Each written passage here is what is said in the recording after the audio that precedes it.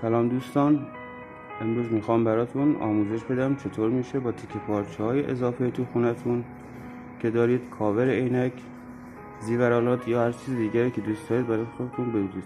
با ما همراه باشید.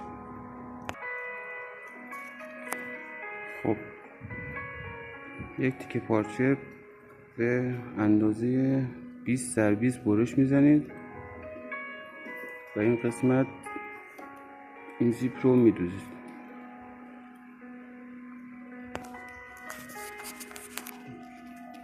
شروع میکنیم به دوختن. این قسمت رو میدوزید تا انتها.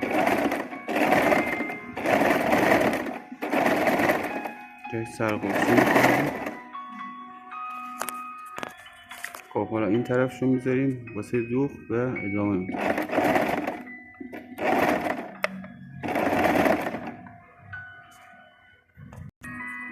خب مرحله دومی که شما باید ادامه بدید اینه که اینو برمیگردونید و اینو چرخ میکنید به این صورت.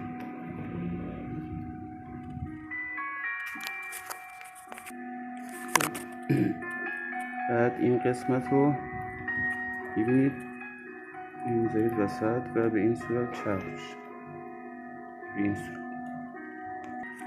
به این صورت شد و حالا اینو باز میکنید و برمیگردونید.